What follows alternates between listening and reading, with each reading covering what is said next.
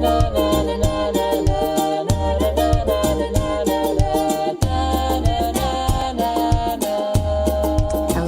welcome to Inspiring Women with ADHD. I'm Renee Allen, the host of this podcast, and I can't even tell you how happy I am to be talking to you right now. So I know I just said I can't even tell you how happy I am, but of course, if you have ADHD and you love to share, that's kind of a silly statement to make. Like, I can't even tell you, because of course I want to tell you. Of course I want to tell you, and I'm going to tell you. So I came up here to record this episode. I would not be surprised if it was a whole hour ago. I didn't really check the time, but I came up and this room is usually relatively empty, like no one lives in it. My daughter used to live in it, but then she moved out, got her own place. So this is where I record my podcasts, and hardly anyone comes in here. But my youngest son is home for a few weeks, and I'm actually using his audio interface. And so he used it since I've been here, and I took a photo of it a week or so ago, the settings, because my other son used it. And anyway, yeah, there was a setting in the back that wasn't in the photo, or that was wrong. And then my cable, and anyway, I have done 1,000 million takes, and I think the sound is somewhat okay now. I hope it is. If it's a little more echoey, I apologize, but it's not nearly what it was. I just checked, and it's not very echoey. Yay. For some reason, when I'm recording, it sounds more echoey to me, but it was 1,000 times worse earlier. So anyway, you know how it is. Any noise distractions can interrupt your ability to think. So I'm happy. I'm so happy to be talking to you. Oh, yeah. So this is part 2 of a 5-part series on mindfulness. I can't even remember what I called it. Positive mindset practices for ADHD. I had to look to see because I couldn't remember. But the last episode was about letting go of your expectations. And I'm basing these on some principles that I use to teach people yoga to help them have a better experience in class. And hopefully for you, it'll give you a better experience in life and how you respond to yourself, because a lot of times we have these messages in our bodies, and when we're doing a yoga class, and that's important to tune into because you don't want to hurt yourself. So like if someone had an expectation that they should be able to do yoga in a certain way, and maybe they don't think they need to do it like the instructor, because they might think, oh, that instructor does this all the time. But they might even have an expectation of, I used to be able to do this 2 years ago, or I used to be able to do this. I should be able to do it now. And finding what works for you now is more important than finding what works for you a year ago, 2 years ago, 5 years ago. And so I talked about that a little bit, but I just wanted to add that last part about letting go of your expectation of what you should be able to do according to what we think we're supposed to do, but also, like out in society, what they think we're supposed to do, and just have peace with what you can do, and just be curious about it. Just be curious, like, I wonder if I'll be able to focus today. Okay, I'm going to try these things. And you've set yourself up in a way that hopefully can help with that. Sometimes it works, sometimes it doesn't. But that is a mindset that can really help you if you let go of those expectations, no matter where they came from. If you have an expectation of achieving something, that's different than a goal or a hope or a dream or working toward it. To some degree, if we really want to nitpick, we have an expectation of waking up in the morning. And for most people, that works out. But for most of the time, a lot of our expectations do turn out okay. But if you're finding yourself discouraged because you're not able to do what you think you should be able to, then that's going to interfere with your happiness. And it'll even interfere with what you're able to accomplish, because if you're not in a good mindset, you won't be able to do it as well. So today's is different. Number 2 of the positive mindset practices is it's fine if you do something different. And in a yoga class, or even if you're working out, you might be at the gym and you might see somebody else can lift this amount of weight. And if it's somebody who's a lot bigger than you, or you can tell they've been at this a lot longer, that might make sense to you. And you might think, yeah, of course, I'm not going to be doing deadlifts with the 200-pound barbell. But if it's somebody who's more like you in your age group or your body shape, or even just in life, in your group of friends or in your family, I know that can be challenging if there are people in your family who have certain gifts and you don't. And that might be a struggle because you think, why can't I do what they do? I should be able to do that. And if you recognize that it's okay if what you do is different than others, or not done, quote unquote, as well, or in a different way, then you're going to be much happier. You won't have those thoughts of feeling great discouragement, upset with yourself, trying for things that may not be possible. So we want to understand that we can be different than others, but not limit ourselves when things are possible. You start to believe things about yourself that you experienced, or for whatever reason, you decide you can't do it. It was kind of interesting because if you feel like you're a real confident person, and a lot of people with ADHD are very confident, not everyone, we come in all shapes and sizes for sure, but I've always had a lot of confidence, and I didn't even realize that was different than anybody else until someone pointed it out to me once. And it wasn't like they came up and said, you're really confident, but it was in a class of women, kind of a workshop class of women at church. And they talked about it being important to share with others what's good about them, or that can help people, because sometimes they don't see things in themselves that others see. And then also just recognizing, for all those who don't hear what people think about them, that there are a lot of positive thoughts that go unnoticed. And so we did this activity. It was pretty fun. It was just everyone had a piece of paper, and you wrote your name on the top of the piece of paper. I think that's how it went. And then you passed it to the right, and the next person at the very bottom of the paper would write something about you, and then they'd fold up the bottom. So the next person who got it didn't see what that person had written, and then it just kept going and going. And I guess however many people were there, we could, it wasn't like a yearbook where you think, oh, that person already wrote, have a great summer, and so you have to think of something else. You could write whatever you want. Did you ever feel like that? Like, some people were really easy to write in their yearbooks if you wrote in yearbooks, but others, it was kind of harder. Like, oh, I don't know this person very well, but what could I write? But you don't want it to sound trite. But anyway, in this activity, a few people had written that they admired my self-confidence. I had a lot of self-confidence, and I thought, oh, I didn't know that. I didn't know that some people didn't. I didn't recognize that might be different in me. But even if you do have a lot of self-confidence, there's probably some things that you do that you think, either, why can't I do this? Why can't I do it better? Why can't I do it at all? Or you don't even realize you have that in your mind, kind of a ceiling of, I'll never be able to do this. So you don't even try for it. So yeah, so many layers to this. And yeah, once you start to recognize, you have to kind of think about it for a while to recognize that. But even just recognizing what bothers you that you do different. In a fitness class, in a gym class, or a yoga class, it's easy to look around the room and see what you do different, because there's always going to be somebody who can do something that your body doesn't do.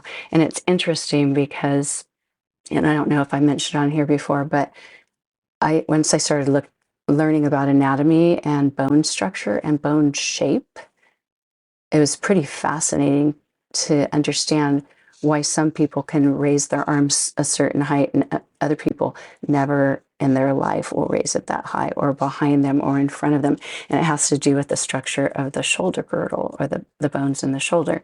And same with how you can bend your legs or something when you're seated, or how far forward you go, has a lot to do with your hip structure, where that thigh bone or femoral head, the top of the bone, goes into that hip socket, and how the hip socket bone is faced, or how open it is, or if the opening is straight or if it angles out. All of that makes a difference in how far you're able to bring your knee out wide, or your foot over your head. So in a class, like a yoga class, where a lot of people think, I can't do that because I can't go to that class because I can't bend like that person. Or they think I should be able to do that, and they work and work and work toward it, and they get discouraged because they can't do it. And so when you start to realize that so much of our bodies are different, we know it in height, we know it in width, whether it's weight or just the bones, the hip bones, or you see some people have long legs or whatever. We know that, and then we might wish for that, but it's just like, you already have your bones in your body. It already is. And I say this as somebody who always wished my feet were bigger and my legs were longer. So, I would say I haven't always wished that, but for a long time I wished that. But, we do have those things like, oh, I wish, my forehead was like her forehead, or whatever. And it's kind of a silly thing to wish for, because it's never going to happen, and it's fine if you are different. And when we recognize that we're not the same as other people, it really helps to not get discouraged that you're not, or spend time pining about that. And when you look at people's faces, or so many things about our physical appearance, we realize that we're going to look different. And yet so many people try to look like certain people. They have that aim. And not that you shouldn't put on makeup or whatever, but there's a lot of altering that goes on, where people, we know people in the music industry, I won't say any names, even though he's not alive anymore, who tried to continually make himself look like a woman in the industry that he really admired. Okay, I'll say it, why not? But Michael Jackson, that's what they said about him, continuing to change how he looked, trying to look more like Diana Ross. I don't know, I was trying to not talk about Michael Jackson, but anyway, I was in college in the 80s, the MTV days, and it was big. It was big time back then. But, he kept trying to become who he wasn't. He didn't feel like it was fine if he looked like he looked. And again, I'm not saying you can't make any kind of improvement that you want to make, but if it's interfering with your life to a degree, or with your health, then that's not good. At least in my book. You can decide for yourself. And with any ways that you have with your ADHD that may be a lot different than others, hopefully you feel okay with that you aren't looking around, although I've done it too, but I see it gets in the way of my happiness. And so these are things that I have to remind myself as well, to not feel like I need to change myself to be like they are. And I'll just give you a little example. I'm sure you can think of some of your own, but when I just went to my family reunion, and any of my relatives who were there, hello. Actually, I don't know. I'm trying to think. I don't think I have very many relatives on that side of the family, besides my grandma, who was the matriarch of the family, and maybe my dad, and probably my mom. Have ADHD traits, but so many things that I do that are ADHD, like losing the presents I buy for people, hiding things so that other people don't find them, and then I forget A, where it is, or B, that I even bought it. But have I told you this before? That after my grandma died, my mom said that when they cleaned out her house, and my grandpa had died at least 10 years before my grandma, that they found Scotch tape, because she never wanted to run out of tape and she'd lose it, which I didn't know she lost things a lot besides Christmas gifts and things. But now it's making me laugh because I guess for her, Scotch tape was like me losing AirPods or something. But they found Scotch tape in all kinds of places all over the house, all kinds of places, and Nestle's chocolate chips, because she liked to make chocolate chip cookies, and she didn't make the traditional ones as much. She made these other ones that had cinnamon and clove and stuff, and they tasted more like a pumpkin cookie, but they were applesauce. But anyway, they found chocolate chips, Nestle's chocolate chips. So if I'm thinking, like, I think I'd probably go to the grocery store and think, oh, I don't know if I have any, or I haven't seen any in a while, and you buy some, and then maybe she was trying to get herself not to eat them as much, and she hid them somewhere in the house or the pantry or kitchen. But from what I can remember, those are the two things they just found over and over: unopened things of tape, or used, and she just stashed them somewhere and didn't know where they were. But anyway, this family reunion, I don't know that I know my cousin's daughter, not that you need to know all these details, all the fine details that we have in our minds, I know aren't always interesting to other people. So I'm going to try to reel that in for you too. But I would try to not dominate a conversation. I was so excited to be around everyone and to talk, and I would ask questions and stuff, but I love sharing memories. I have such detailed memories, and not everybody else does, but I could have gone on and on talking when I was talking to people. Like I would have felt very happy and freed and satisfied to talk and talk and talk and talk. And there were moments when I was talking, and I'd think, okay, give them a turn, and I'd do that. But once I started catching myself, I'd think, oh no, have I gone too far? Have I gone too far? I do this, I tend to do this. And so I let it interfere. At some point during the reunion, I let it interfere with my peace of mind, to where I was thinking, it's a bummer that I just want to share so much. And I am 100% sure that no one there thought that, but I was wishing I could be different. I was trying not to do that, trying not to be identified as the person that overshares, as people call it, oversharing, instead of just enjoy sharing. But yeah, and I really had to tell myself, it's fine if you do that. It's fine if you did that. And I did have some degree of self-awareness, but maybe there were some times that I didn't. Maybe there's some times that I didn't. And then one evening they had, well, usually we've had reunions on my dad's side of the family since I was in college, so a long time. And we had them every 2 years. And it's become a tradition. And then at the last night, we'll all have dinner, kind of like bring dinner in. It could be, takeout from a Mexican place or something like that, and have dinner and visit, and then some kind of a program. My dad likes to do cowboy poetry, and I think I mentioned that a few episodes ago. He's 80, oh gosh, I can't even remember again, 86. And he has great memory. I'm pretty sure he has a lot of ADHD traits of his attention to detail with his memories and his love of sharing stories.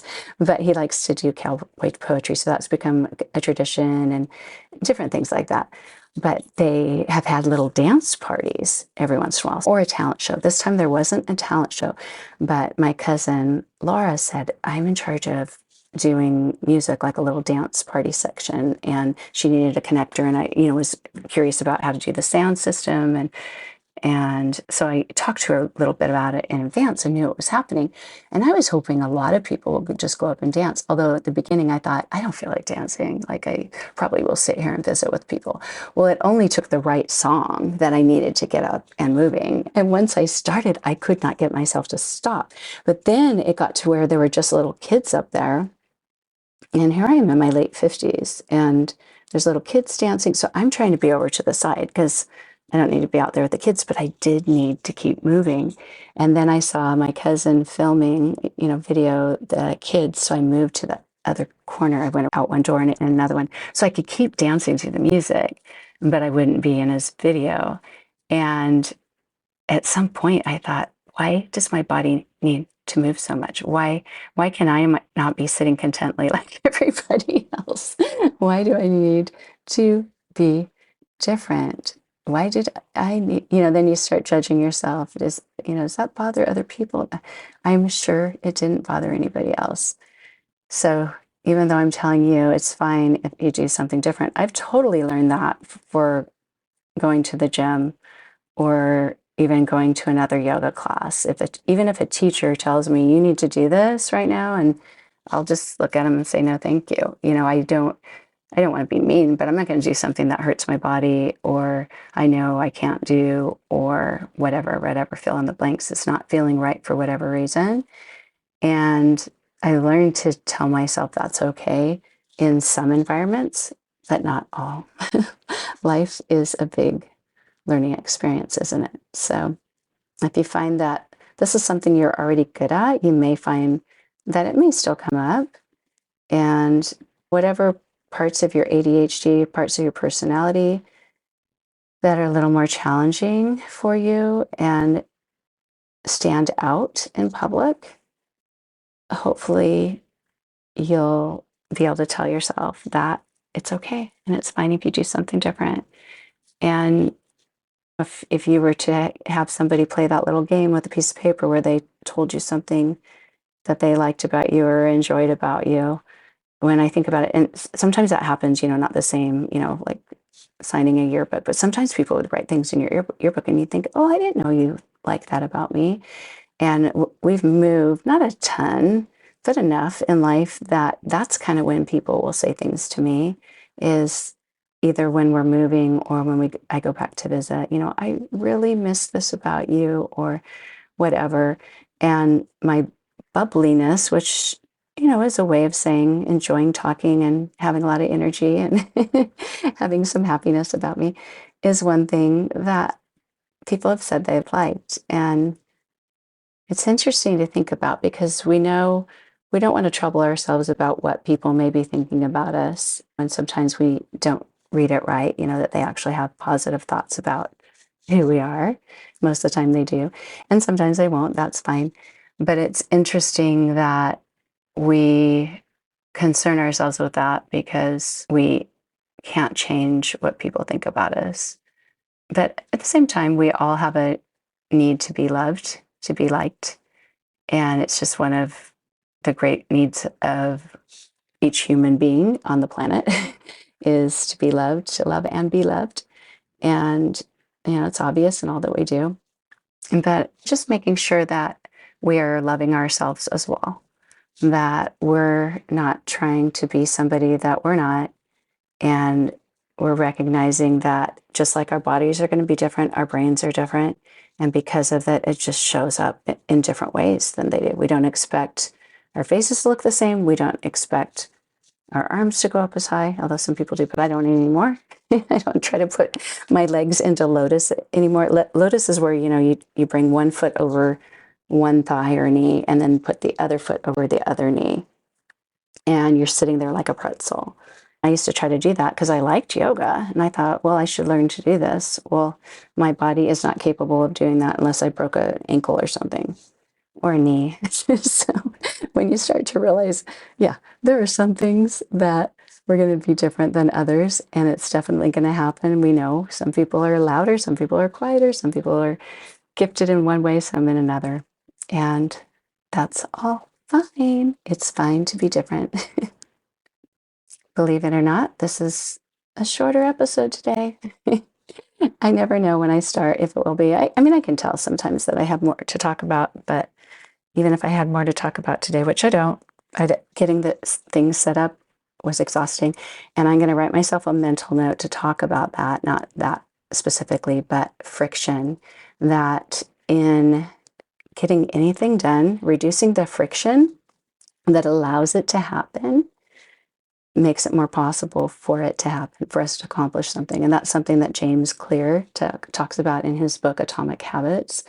But I was witnessing happening today. The friction was so great in getting the sound decent so I could talk to you today. And I thought, I must have a strong will to be able to record this podcast, because normally that would just make me just go, okay, that's enough. Just go downstairs and find something to eat and wait till tomorrow. But I knew I needed to do this today. So thanks for listening to the end and helping me feel like it was worthwhile to get this done. I knew if I didn't get it done today, I had to get it done sometime. I had to figure it out. Although my son is going to take this audio interface with him, and I've already ordered another one that's probably going to be a lot easier. And this one's for band and chords and guitar. I don't need all that, but I better go. He probably wants this room back. But thank you so much for listening. And I know it's hard to remember, even if you wanted to do this, to do it, because we tend to have a bad time, a hard time remembering what it is we want to do. But if you want to reach out to me sometime, go to my website, say hello on the contact page, or sign up for one of my free things. That'll get you an email. You can always ask a question and I'll email you back. But let me know what you're interested in hearing about. And I'd love for you to join my 5-day focus challenge if you'd like. That's on my website too, reneeallen.com, renee-allen.com. Thanks so much for being here. Bye. Open windows, broken shadows. Frozen dreams are left for tomorrow. Without a cause. No time for a pause.